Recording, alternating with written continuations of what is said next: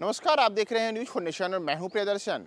लोकसभा चुनाव 2024 को लेकर अभी से बिहार की तमाम राजनीतिक पार्टियां सक्रिय हो गई हैं और इसमें लालू प्रसाद यादव और तेजस्वी यादव अपनी पार्टी राष्ट्रीय जनता दल को लोकसभा चुनाव 2024 में बड़ी जीत दिलाने के लिए अभी से खास रणनीति पे काम कर रहे हैं। तो ऐसे इस रणनीति को साकार करने के लिए लालू तेजस्वी की जोड़ी ने अपनी पार्टी के लिए एक अहम कार्यक्रम की शुरुआत आज से की है, यानी कि 10 जनवरी से की है। 10 जनवरी से राष्ट्रीय जनता दल ने राज्य के तमाम 38 जिलों में अपनी पार्टी के जमीनी स्तर पर मजबूती को आगे बढ़ाने के लिए एक बड़ी योजना को आगे बढ़ाया है और इसे नाम दिया गया है कार्यकर्ता संवाद सम्मेलन। दरअसल राष्ट्रीय जनता दल लोकसभा चुनाव 2024 के दौरान इंडिया गठबंधन के घटक दल के रूप में चुनाव में उतरेगी। ऐसे में भी राजद कितने सीटों पर किन किन लोकसभा क्षेत्रों में चुनाव में उतरेगी, इसे लेकर कुछ भी तय नहीं है, लेकिन पार्टी इसके पहले ही एक बड़ी रणनीति को अंजाम देने में लगी है।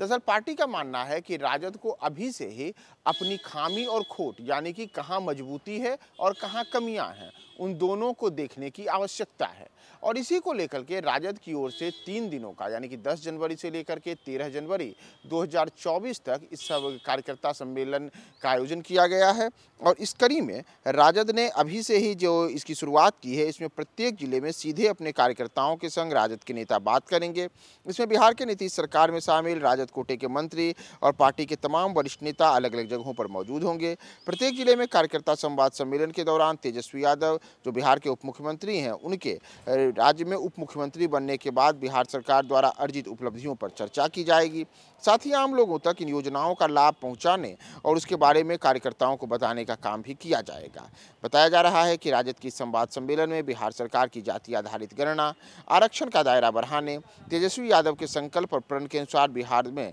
युवाओं को बड़े स्तर पर सरकारी नौकरी देने, सरकारी विद्यालयों में गुणवत्तापूर्ण शिक्षा, स्वास्थ्य और कृषि के क्षेत्र में व्यापक सुधार जैसे प्रमुख बिंदुओं को आम जन तक पहुंचाने के लिए कार्यकर्ताओं को सशक्त और मजबूत करने की पहल इस कार्यक्रम के द्वारा की जाएगी।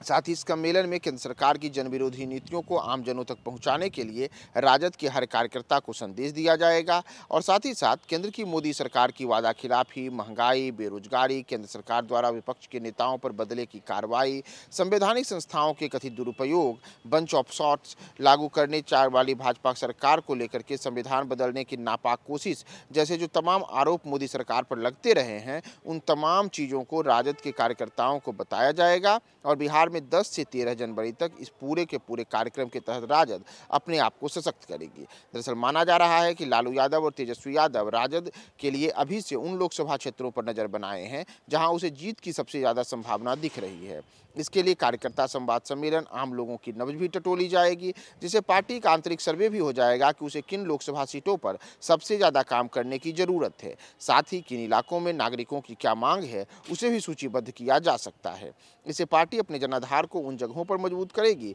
जहां उसे चुनौतियां दिखेंगी। सूत्रों का मानना है कि लोकसभा चुनाव के पहले राजद की एक बड़ी नीति है और इस योजना से जमीनी स्तर पर पार्टी को मजबूत किया जा सकेगा।